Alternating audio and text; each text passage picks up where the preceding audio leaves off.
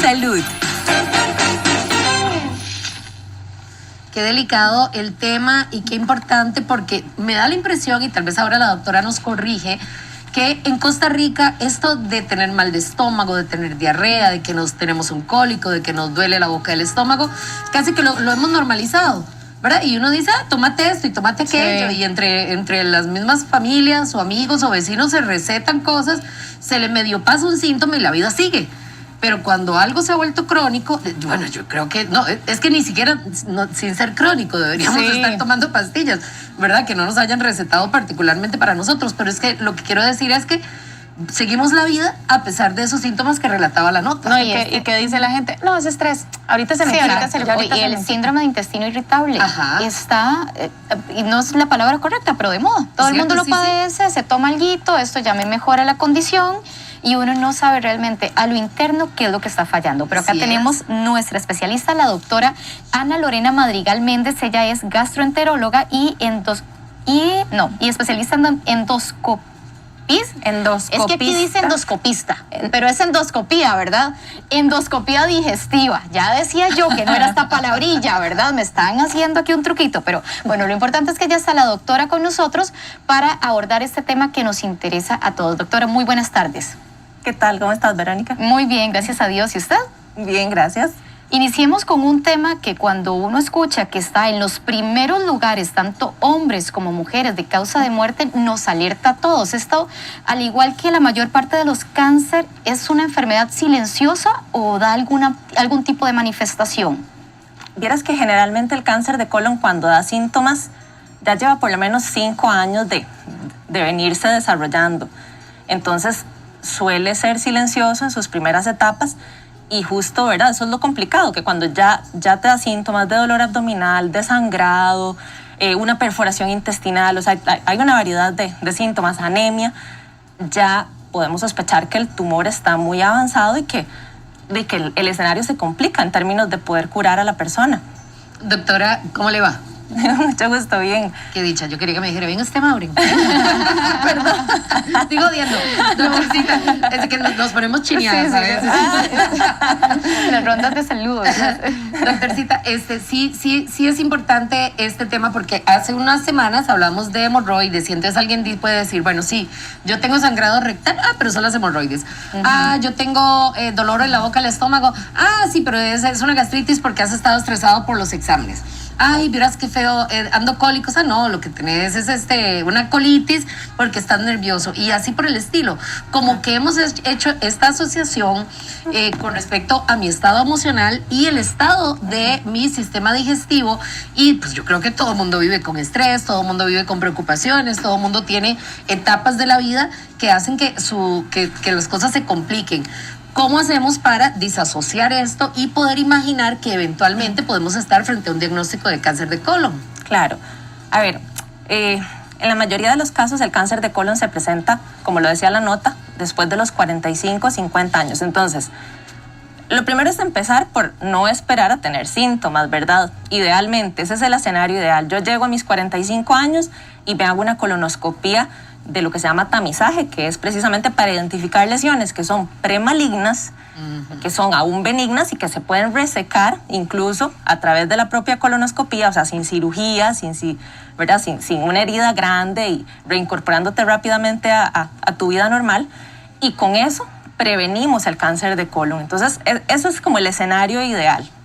Ahora, si tengo síntomas nuevos, ¿verdad? Hay gente que, por ejemplo, como lo decían ahorita, que tiene colitis, que tiene intestino irritable, que es una persona joven, no tiene factores de riesgo y tiene estos síntomas crónicamente, pues igual lo ideal sería que recurra a una valoración médica.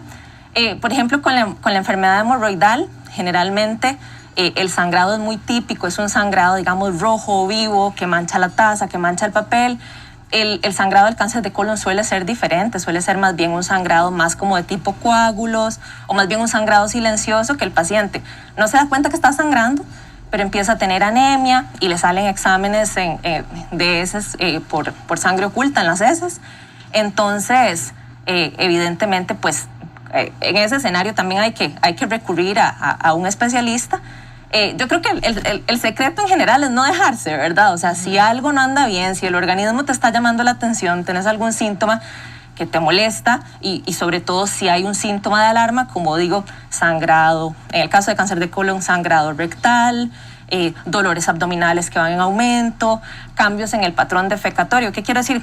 Toda la vida he sido estreñido, de repente tengo diarreas, o de repente se empiezan a adelgazar las heces, ¿verdad? Y me llama la atención, estoy perdiendo peso, tengo anemia y no sé por qué. O sea, definitivamente ante estas situaciones, esas son alarmas, ¿verdad? De que algo no anda bien y de que tengo que consultar. Y en todo caso, si no tengo estos síntomas de alarma, pero tengo síntomas molestos, recurrentes, persistentes, antes de yo asumir el diagnóstico, definitivamente mejor consultar. Ahora, ¿y se puede hacer como los chequeos estos generales que uno normalmente se realiza cada año? ¿Se podría hacer un chequeo de colon?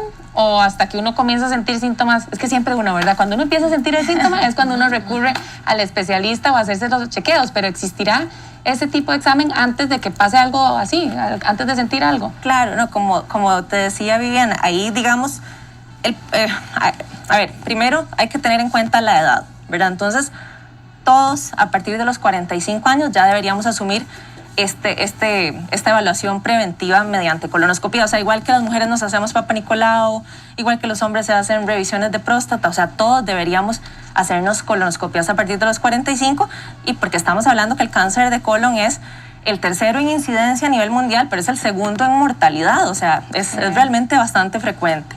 Pero esto tengo entendido que le puede dar a cualquier edad. A cualquier edad, claro, por eso te digo, no tengo síntomas, no tengo herencia, a partir de los 45 me hago los chequeos. Okay. Tengo herencia de cáncer de colon en mis papás o hermanos, me tengo que empezar a hacer los chequeos 10 años antes de la edad en que mis papás o hermanos tuvieron cáncer de colon, porque asumimos que si tengo herencia, ese margen de 10 años me va a permitir, si voy a encontrar algo, encontrarlo cuando está muy temprano y cuando se puede resolver.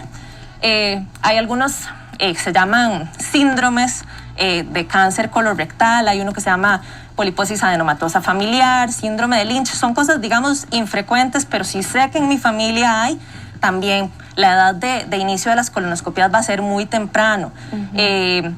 Entonces, digamos que esto nos permite, como a grosso modo, ubicarnos en uno de estos grupos para decidir en qué momento empezar a hacer las colonoscopías. Lo mismo que si ya fui operado, por ejemplo, de cáncer de colon de previo, entonces tengo que hacer un seguimiento. Pero en quien no tiene estos factores de riesgo tan evidentes, a los 45 años, esa es como la edad clave, ¿verdad? A partir de la cual no podemos dejar pasar esta revisión. Qué torta, yo estoy debiendo 6. Y debería ser un chequeo anual, entonces. Así debería ser la frecuencia a partir de los 45 años. Vieras que no realmente anual. O sea, nosotros, digamos, hacemos la endoscopía a los 45 años. Según lo que encontremos y según los factores de riesgo que tenga el paciente, ¿verdad? Que los vamos a investigar en ese momento. Y digo lo que encontremos básicamente en términos de pólipos, porque los pólipos son las lesiones premalignas, ¿verdad? Los que podemos cortar y como dicen, muerto el perro, muerta la rabia, ¿verdad? Quitamos el pólipo y evitamos que eso con el paso de los años evolucione a un cáncer de colon. Pero según la cantidad de pólipos que encontremos, según el resultado de la biopsia de cada pólipo, según el tamaño, nosotros seguimos unos lineamientos internacionales que están muy bien establecidos y que nos permiten determinar, ok, esta es su colonoscopia de base, estos son los hallazgos, estas son las biopsias. A usted le corresponde el seguimiento cada 3 o cada 5 o cada 10 años, incluso si la persona tiene una colonoscopia de buena calidad, es decir, viene el colon limpio, el endoscopista logró ver todos los segmentos del colon, incluso entró hasta el intestino delgado, hay varios criterios de calidad.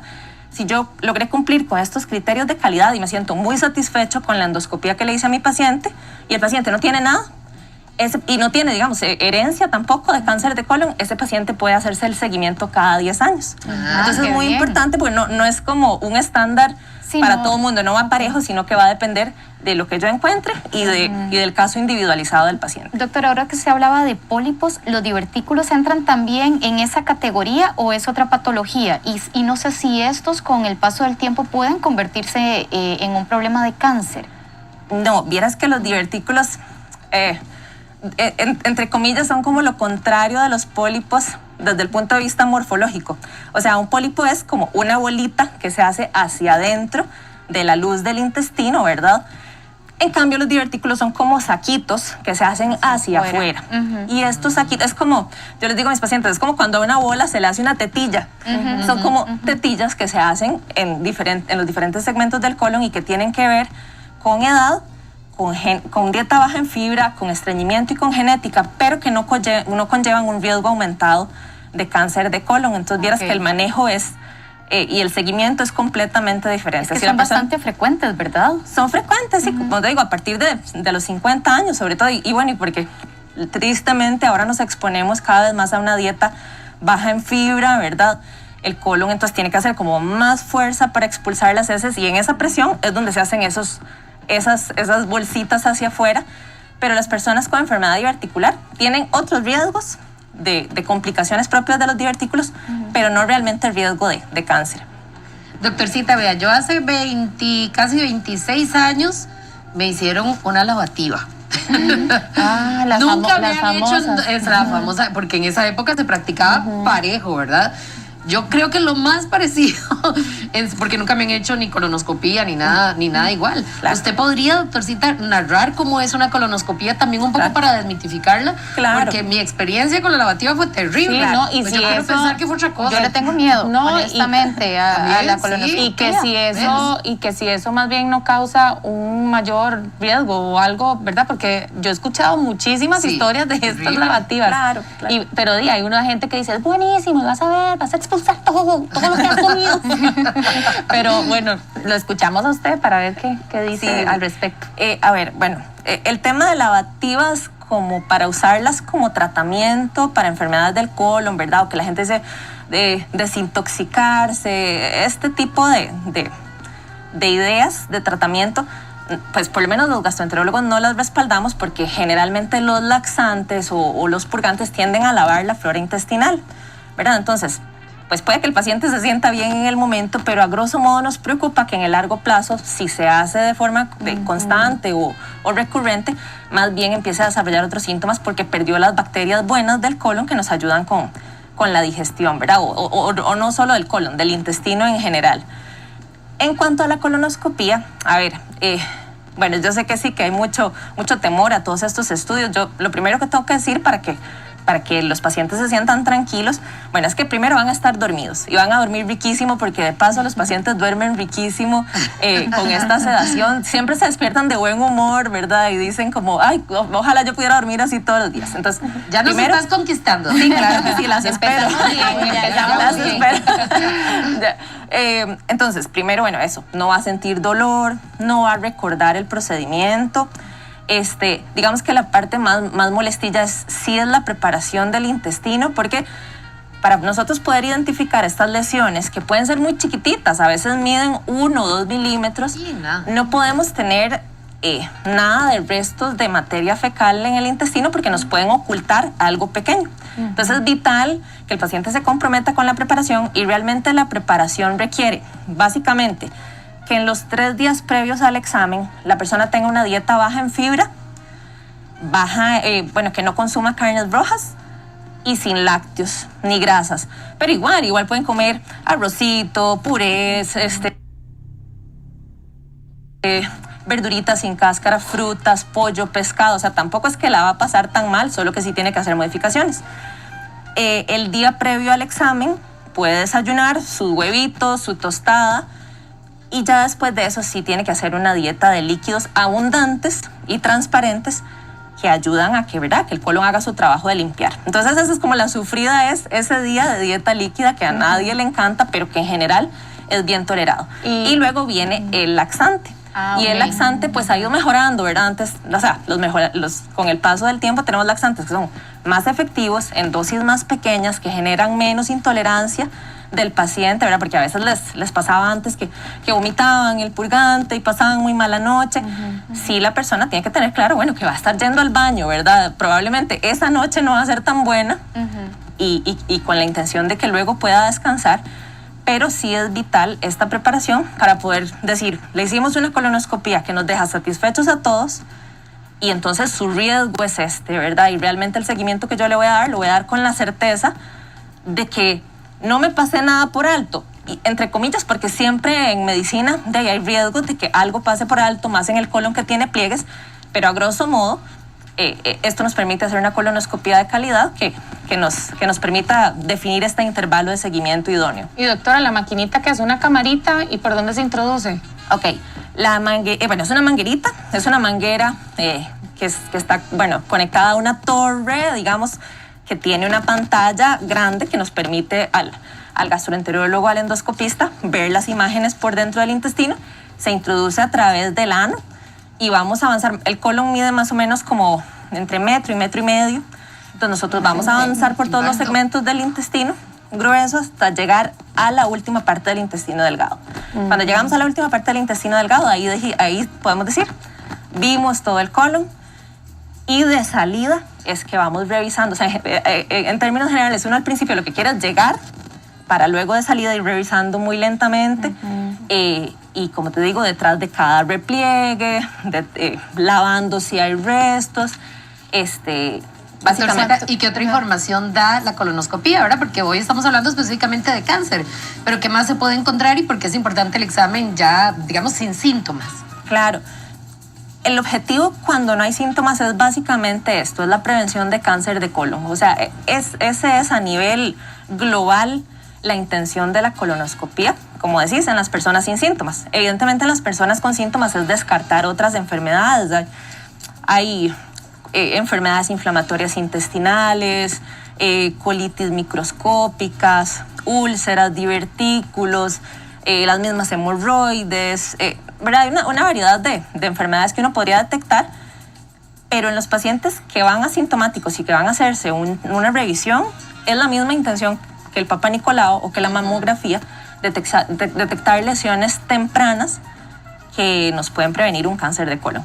Muy bien. Doctora, quédese con nosotros porque ahora vamos a conocer que hay varios artistas del medio que han fallecido a causa de este cáncer. Así que reconozcámoslos y recordémoslos también.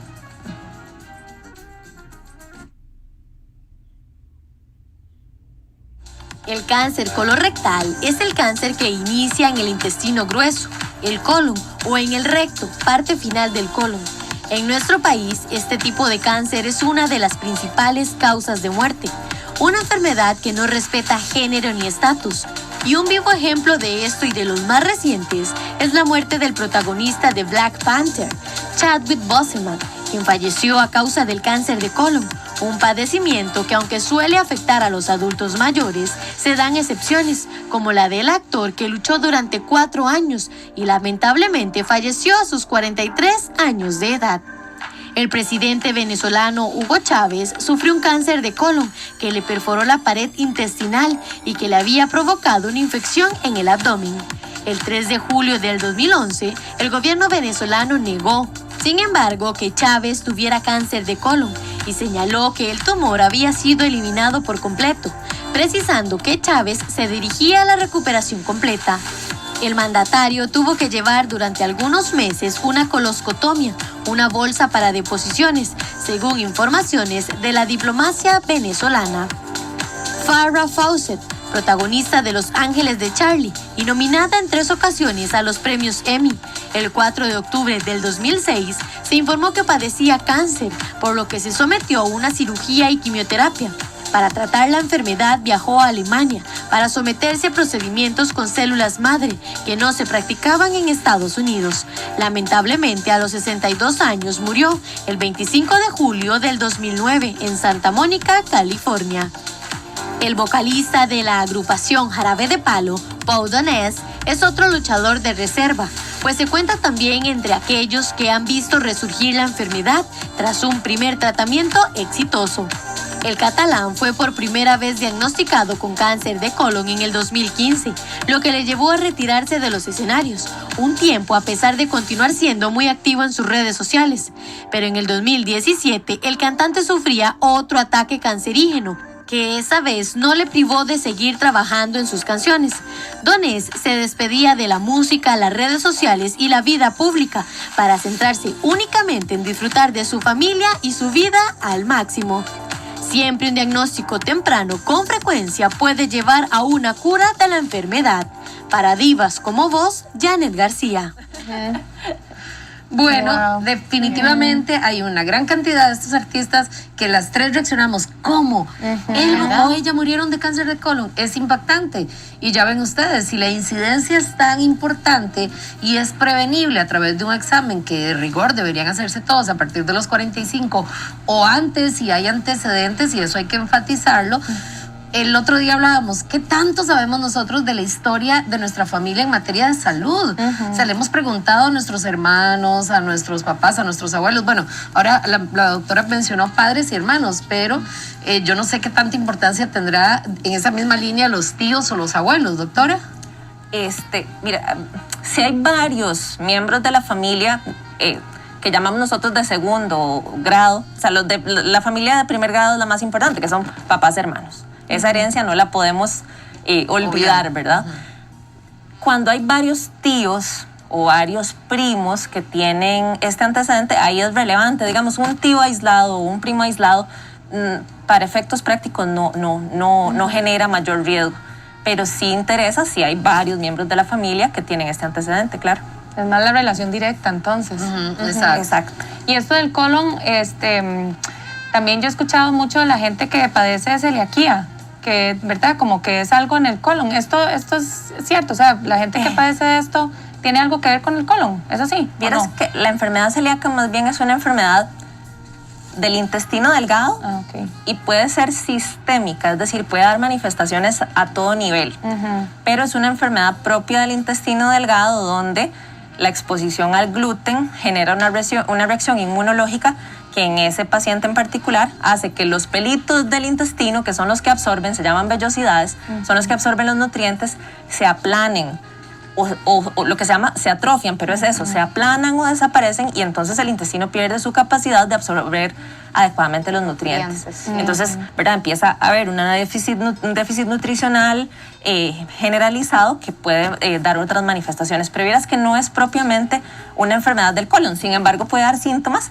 que se parecen mucho a síntomas del colon, ¿verdad? Porque el paciente puede tener distensión, diarrea, dolores, pérdida de peso, etcétera. Entonces, la verdad confundir. Que en principio el paciente podría confundirlo, claro, como una enfermedad del colon. Ahora, doctora, factores de riesgo, porque yo, por ejemplo, acabamos en la familia una tía política, en uno de estos exámenes de rutina, apareció con cáncer de colon. Y si usted habla, ella de hacer ejercicio, de comer súper sano, ni fuma, o sea, nada. Claro. Y entonces uno a veces se pone a pensar, ¿verdad? Una persona que a grandes rasgos uno diría, ¿cómo ella con cáncer de este tipo cuando era la persona más saludable, ¿verdad? Y fue realmente un proceso muy difícil en el caso de mi tía y la pasó bastante mal, gloria a Dios, ya está bien, pero se sufrió mucho. Y yo me pongo a pensar en factores de riesgos. En el caso específico de ella, prácticamente ninguno. Claro. Bueno, eso es muy importante, ¿verdad? Que lo que decís, no todas las personas que van a tener no solo cáncer de colon, ¿verdad? Sino cáncer en general, son las personas del libro, ¿verdad?, que te describen. Por eso voy a insistir en la relevancia de la prevención, porque justo no podemos sospechar por las características clínicas o de la historia familiar en todas las personas que tienen algún riesgo, ¿verdad? Entonces ahí es donde probablemente tu tía tenía una carga genética que no conocía o ocurrió una mutación, ¿verdad? Y las mutaciones ocurren inesperadamente y bueno, y ocurrió lo que ocurrió. Que dicha que está bien, pero claro, habría que revisar si ella oportunamente pudo hacerse el estudio y quizá pues si así fuera, se hubiera detectado algo a tiempo, ¿verdad? Y creo que eso es como el mensaje vital que tiene que salir de aquí, que no queremos que a nadie le pase esta situación de no me lo esperaba, nadie se lo espera en general, ¿verdad? Pero máxime si no tenés una historia familiar que te haga como ponerle más atención al tema. Doctora, corrígeme si no es cierto que también el cáncer de estómago en Costa Rica está a nivel de incidencia, como por ejemplo en países tan grandes como Japón, creo que lo habíamos mencionado en algún momento, ¿verdad? Y si es así, ¿qué es lo que pasa en Costa Rica? ¿Qué son los hábitos de alimentación? Se especula en algunos lugares que si tiene que ver con el agua, o si no, más bien si son hábitos adquiridos o desadquiridos o desaprendidos que han aumentado la incidencia. Vieras que ha ocurrido un cambio en esta tendencia. O sea, sí es cierto que el cáncer gástrico sigue siendo muy importante, pero nosotros hemos visto cómo en la última década se ha dado como un giro en el cual el cáncer colorectal va en aumento y el cáncer gástrico lo vemos un poco menos. Eso no significa que no lo veamos, ¿verdad? Y esto, o sea, hace que nos parezcamos más a las estadísticas de Estados Unidos. Antes nos parecíamos más a las estadísticas de Asia. Tenés toda la razón, ¿verdad? Los países asiáticos tienen tasas muy altas de cáncer gástrico, las han ido reduciendo a punta de volverse expertos en esa materia, pero nosotros sí vemos que conforme los hábitos alimentarios, de estilo de vida de los costarricenses y de los latinoamericanos en general se van pareciendo más a los de Estados Unidos, nos va aumentando la tasa de cáncer colorectal y lo otro importante es conforme va aumentando la obesidad, ¿verdad? Que también ya lo he dicho en otros momentos, estamos ahorita súper familiarizados con el tema pandemia. La obesidad es una pandemia y la obesidad es un factor de riesgo para todos los cánceres gastrointestinales y otros cánceres más. Entonces, sí, en nuestro país tristemente el 60% de la población adulta tiene sobrepeso o obesidad. Y conforme eso ocurre, y eso traduce también unos hábitos alimentarios precisamente bajos en fibra, ricos en grasas, ricos en comidas procesadas, sedentarismo, etcétera, incluso licor. Bueno, el cigarro creo que ha disminuido bastante el consumo en Costa Rica y eso es bueno. Pero entonces sí, conforme todo este hábito alimentario y de estilo de vida cambia, pues también vemos cómo cambia ¿verdad? Y va creciendo la incidencia del cáncer colorectal. Bueno, y a cuidarnos. De orejas, ¿verdad? Y sí, que si tenemos hábitos saludables a la hora de alimentarnos bien, pero también metámosle al ejercicio y viceversa. Si hacemos mucho ejercicio, también pongámosle a la parte de alimentación adecuada. Muchas gracias, doctora. De verdad nos ayudó y aportó bastante. Claro, gracias para servir. Gracias a ustedes, chicas. Muchísimas gracias, de verdad.